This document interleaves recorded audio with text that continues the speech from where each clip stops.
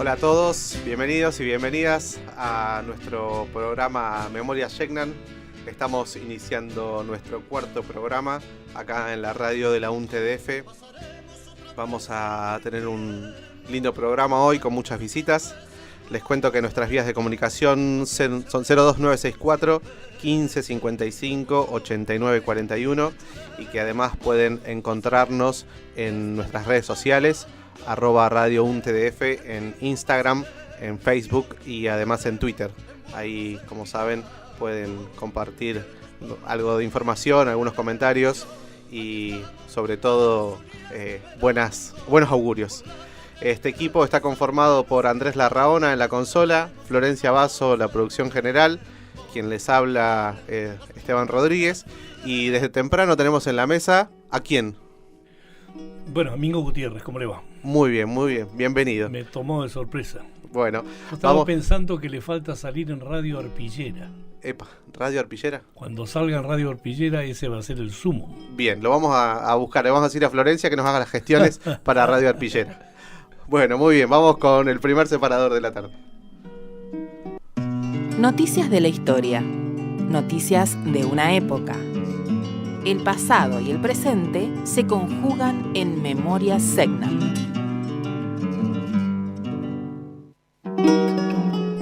Muy bien, vamos a leer una noticia publicada el 1 de abril del año 2016, escrita por alguien que nosotros visitamos siempre, que es Bernardo Wexler, y dice: nace Ángela Loig, una vocera de la riqueza cultural Shegnan. Este día, en la estancia Sara, nace Ángela Loig, quien se convertiría en una eficaz colaboradora de la antropóloga Ann Chapman para desentrañar la riqueza cultural de su pueblo Shegnan. Su padre Loig trabajaba como peón cercando campos de ovejas. 2 hermanitas fallecieron en la Sara. Su madre, otra hermana y sus 2 hermanos murieron en la misión salesiana. De sus 4 hermanos, solo una se casó, la nieta de ella, Hermelinda, que vive actualmente en Ushuaia. Era muy querida por Ángela. Luis Garibaldi Jonte recordó que la llamaban Olinche, que quiere decir bonita, lindo cuerpo, lindas facciones, y muy andariega, caminaba mucho. De muy joven se casó con un indio conocido con el apodo de Nelson, con quien tuvo 2 hijas y un hijo. Una hija murió a los 16 años. La otra hija y el varón fallecieron ya adultos, sin descendientes. Su marido sucumbió en la cárcel de Tierra del Fuego, donde cumplía una pena por haber matado a su primo. Al fallecer Lola Kiepja, la última que vivió con los hábitos ancestrales de su etnia, Ángela se convirtió en mi principal informante. Trabajamos durante muchos meses en 1967, 68, 70 y del 72 al 74. Se preocupaba mucho por contarme con la precisión lo que sabía. Y si el trabajo era lento, eso se debía a mi empeño en dejarla asociar libremente sus recuerdos. La repetición y el relato espontáneo corroboraron la autenticidad de la información. Todo lo que me contaba o comentaba me concernía. Me daba una gran alegría verla feliz. Sentía un bienestar indefinible con ella, como si nada en su ser fuera superfluo. Murió en mayo de 1974. Chapman expresó su dolor con sensibilidad y ternura. Quiero acordarme de Ángela sonriendo como la última vez que la vi. Y me acordaré de sus manos hermosas, de su amor, de su coraje, de su placer al hacerme participar de aquella cultura milenaria. Te invitamos a conocer a fueguinos y fueguinas que dejaron huella.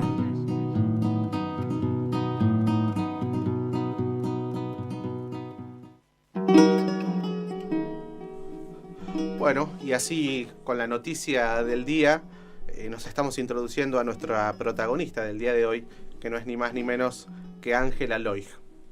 En el capítulo de ausencias y presencias de Mingo Gutiérrez es especial el tema de Ángela, y después nos va a contar él, porque él la conoció cuando él era muy chico, con las visitas que ella hacía al Hotel Atlántida, y ahora vamos a descubrir por qué estaba Mingo en el Hotel Atlántida también. Cuenta Mingo en este libro que se registró su bautismo el 1 de abril de 1907, que tenía 4 años, que era hija de Pascual y de Antonia. Y ahí dice Mingo que el gobierno municipal le dio un reconocimiento al nombrarla en una calle en la periferia. Pensemos que esto fue escrito hace 30 años, la calle Ángela Loig. Y después, cuando se inauguró la Casa de la Cultura, a la sala se le puso también el nombre de Ángela Loig.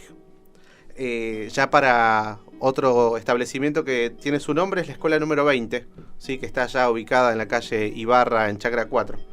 Entonces ya teníamos 3 lugares que hacían referencia a esta protagonista. Pero también se pregunta Mingo en el libro, ¿quién será esta señora, no? ¿Cuál era su mérito para que fuese recordada de esa forma? Y Luis Garibaldi le decía que ella no tenía nada, solamente tenía tierra en las patas, cuando ella decía que no tenía ni tierra, ni casa, ni lugar, eso que no tenía nada. Hay un extracto de la película Vida y Muerte en Tierra del Fuego, que Mingo recién la pudo ver en Buenos Aires, estando en Buenos Aires en el Hotel San Martín, en el Teatro San Martín, y que demoró 20 años en llegar esa proyección a nuestra Tierra del Fuego. Mingo asocia en el libro que esto tiene que ver con algunas desinteligencias de la época. Mingo, como les decía recién, se acuerda que Ángela se juntaba con Ann Chapman en la habitación número 21 y que él solía ponerse en la habitación de al lado que estaba vacía para tratar de escuchar, y se lamenta Mingo de que no tuviese un grabador en ese momento. También tiene recuerdos Mingo de que Ángela lo mandaba a comprar una botella de vino León en lo de Mateo Plastic, esas aventuras, y él trataba de juntarse con algún traguito de vino disuelto en soda. Entonces dice Mingo que él la escuchaba cantar, que la escuchaba reír, incluso llorar desde el otro lado de la habitación. Y dice que ella no recuerda su edad, no sabía su edad, porque el año no estaba escrito. En el acta número 340 del libro de bautismo de la Misión Candelaria está registrado ese hecho, y dice que sus padrinos fueron Antonio Faniano y Carmen Silva.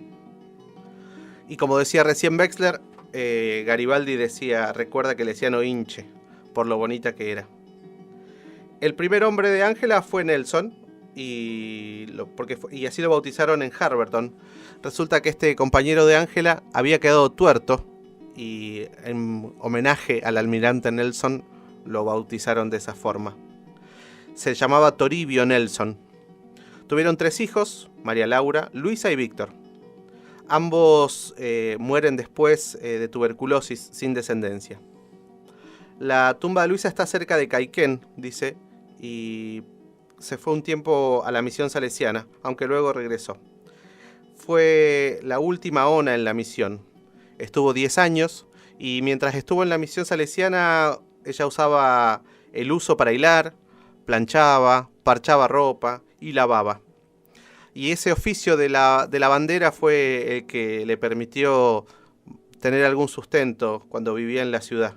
Lavaba y planchaba para la gente, y recuerda a Ángela que eso le había llenado de callos las manos y que le había deteriorado mucho. Toribio Nelson murió en la cárcel, como decíamos recién, y luego Ángela tuvo un compañero que era un policía argentino. Dice que ella no podía vivir sola, que Dios la perdone por este asunto, pero que necesitaba un compañero. El último compañero que tuvo antes de su muerte era un chileno con el que vivieron en Estancia Carmen. Cuando este chileno falleció, Ángela se quedó con la casa que tenían en la calle Forgax, al 1132. Si recuerdan, hace algunos años había un aviso que recordaba que esa había sido la casa de Ángela Loig. Su popularidad por trabajar con Ann Chapman le permitió viajar a Buenos Aires junto con Enriqueta, y ahí participaron en un programa televisivo. Pocos se acuerdan de Ángela en el aniversario de su muerte. Sola sigue su tumba. El féretro fue comprado por una colecta de los alumnos de enfermería de Nelly Penazo. Murió analfabeta. Ella decía que quería aprender a leer y a escribir, pero que no le daba la cabeza. El 15 de mayo de 1974, cuando Segundo Arteaga entró a su casa, la encontró muerta. Había comido un churrasco, y por su rostro azulado suponían que había sido por asfixia. Luego, Nelly Penazo diagnosticará infarto de miocardio, estimado a las 4 de la mañana. Según cuentan los vecinos, era tan corpulenta que debieron zafarle el hombro para que entrara en el féretro. Ángela Loich fue la última mujer de madre y padre Selknam. Fue gracias principalmente a ella que pude continuar mi estudio de la cultura Selknam después de la muerte de Kiepsha. No sé mi edad ni una cosa. El año no está escrito, tenía que pedir mi bautismo, pero el año no hay, no está. No pusieron. Sí, no pusieron años. Una linda mujer, ¿no? La Ulche, que es muy bonita, lindo cuerpo, lindas facciones, muy andariega, caminaba mucho, y después cuando se casó con un primo mío se anduvo por el lago, por el Buen Suceso, por todo, recorrió por ahí. Sí, estuvimos viviendo como casi más de 12 años en Tierra Jonia.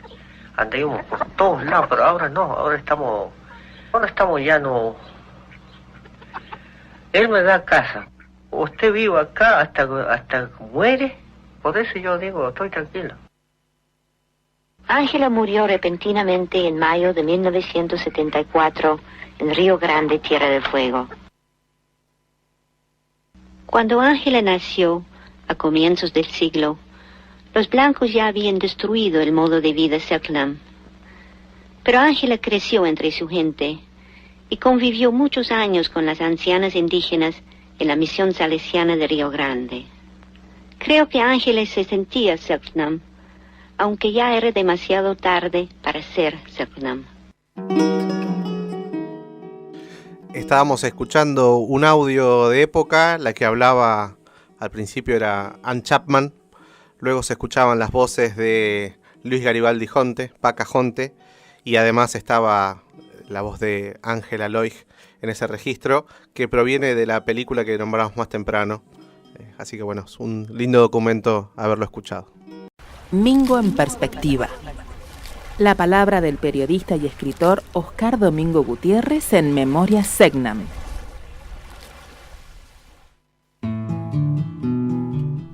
Estamos iniciando nuestro segundo bloque de Memorias Selknam, nuestra sección Mingo en perspectiva, y como decíamos al principio del programa, lo tenemos hoy a Mingo acá acompañándonos en el piso, lo cual le da mucho más valor a este encuentro. ¿Cómo estás, Mingo? De nuevo te saludo. Mucho más valor al piso. Mucho más valor al piso, exactamente.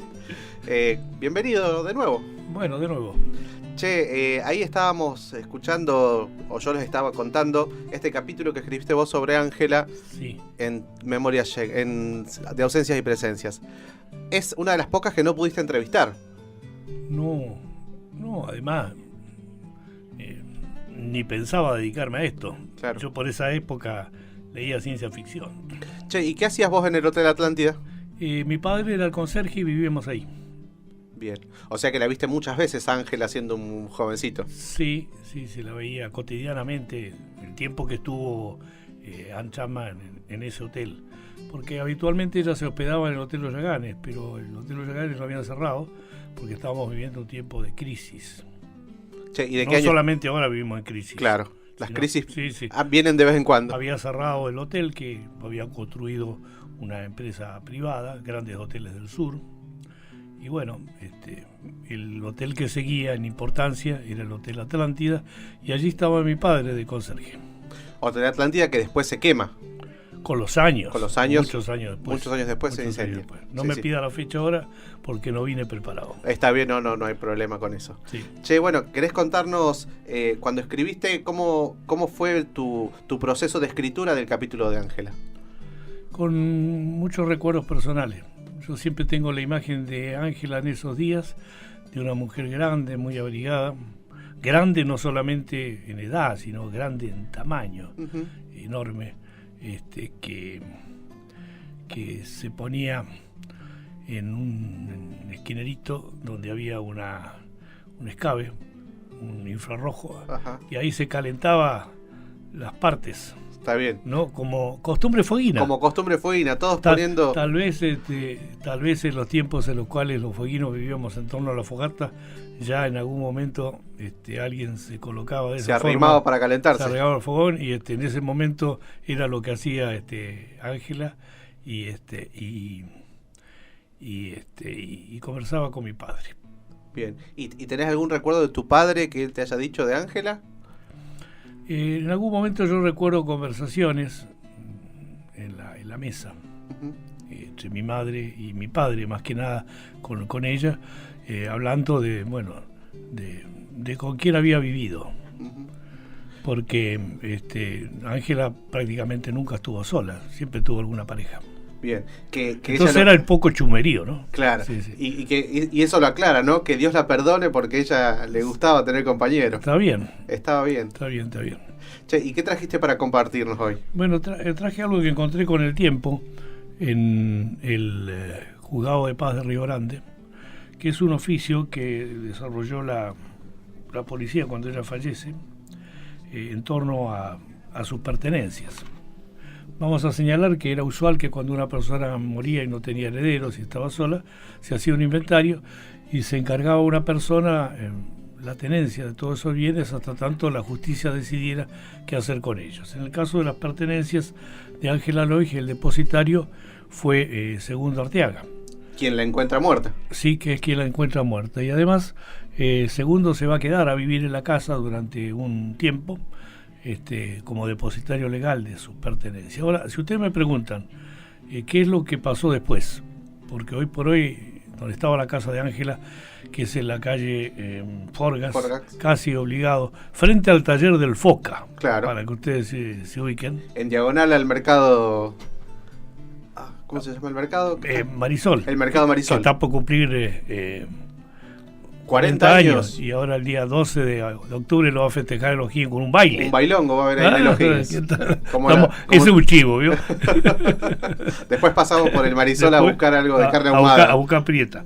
Sí, bueno, en ese lugar, en esa esquina, es donde vivía ella y prácticamente era todo un descampado en aquel momento. Allá daba el viento, que ni le cuento, claro. Era al oeste del pueblo. No sé en qué circunstancias después eso dejó de pertenecer a Segundo o a quien haya dispuesto. Tal vez la justicia dispuso en guarda de una venta, claro, porque él era simplemente alguien que estaba en custodio de esos bienes. Nunca tuve la oportunidad de conversarlo con Segundo, porque con Segundo a veces uno le preguntaba una cosa y él contestaba otra porque era sordo. Todos los sordos son así, sean cualquiera su cultura. Claro. Che, Mingo, ¿y vos tenés recuerdo, ahora que lo traes a Segundo a nuestra charla, de qué decía él de su impresión de cuando la encontró a Ángela así? No, nunca hablamos de eso. Nunca hablamos de eso. Nunca hablamos de ella muerta. Claro, porque bueno, no hablaban de los muertos tampoco, ¿no? No le gustaba. No le gustaba. Bueno, y entonces, ¿ese oficio de qué se trata? El oficio es un inventario.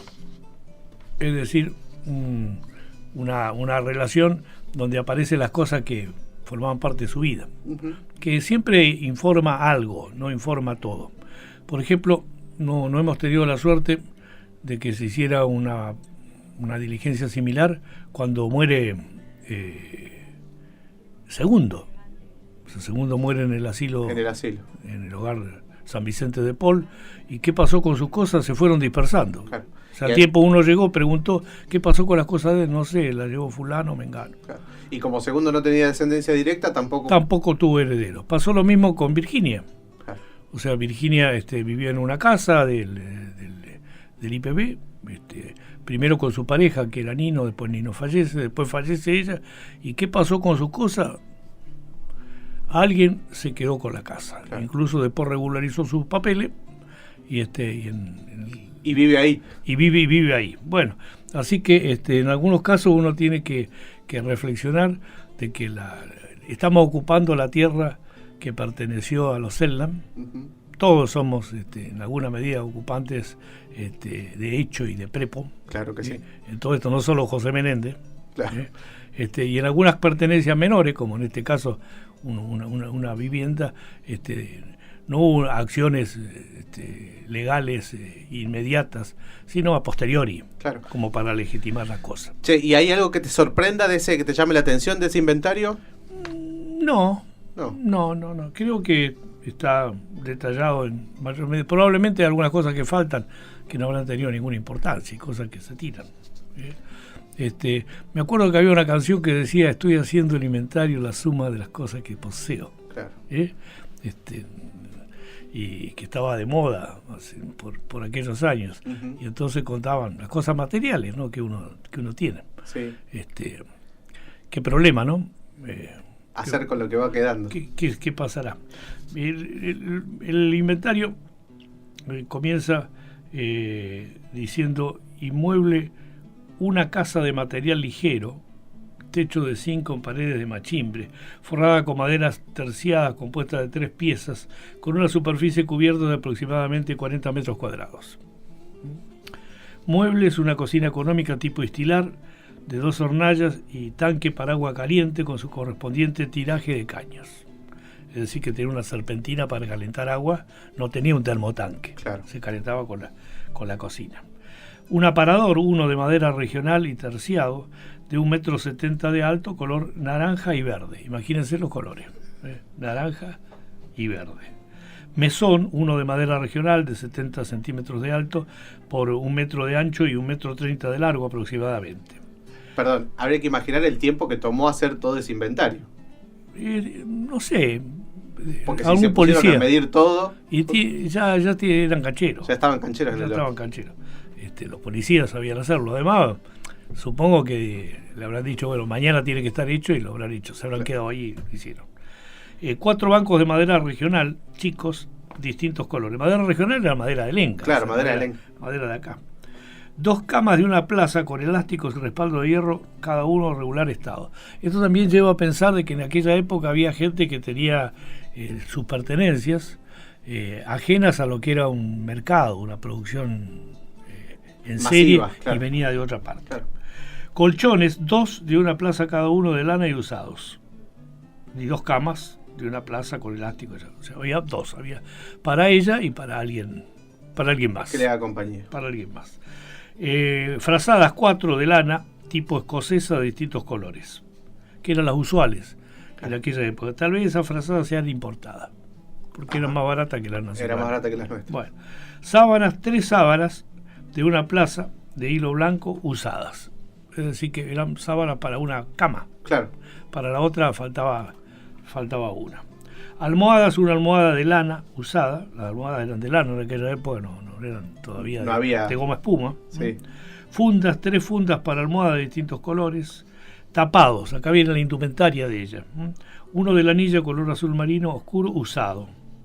Sacos, 2 sacos marrones usados de regular estado. Chal, uno de alpaca color marrón oscuro, nuevo. Mantel, uno de hule color verde con flores estampadas. 8 cortinas de género de distintos colores nuevas, serían para 4 ventanas. Para adornar la casa. Sí.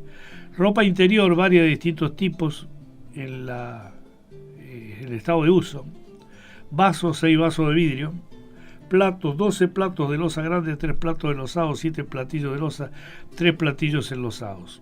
Tazas, 6 tazas de loza, 1 de porcelana y 3 enlosadas. 5 jarros de distintos tamaños y colores y 4 platitos para postre. 1 de loza, fuente de loza, 3 de material plástico. Mira, parecía algo de plástico. Sí, por primera vez. En aquel momento. 2 fuentes grandes enlosadas.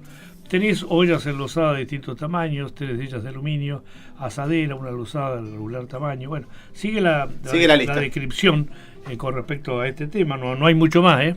Claro. No hay mucho más. Hay 130 artículos. Una poeta que cuando leyó esto, que fue publicado en mi blog, en Mensajero del Río, lo pueden googlear por ahí, si Sí, lo quieren tener, se atrevió a escribir algo que vamos a escuchar, pero ya en el final. Sobre el final del programa. Algo muy hermoso. Muy bien. Muchísimas gracias, Mingo, por esta Mingo en perspectiva. Bueno, y continuamos. esto es la parte residual. Esa es la parte. O sea, hubo cosas de Ángela que están ahí dentro del libro y hubo otras cosas que el tiempo las acumuló. Muy bien, muchas gracias. Vamos ahora a escuchar un poco de música.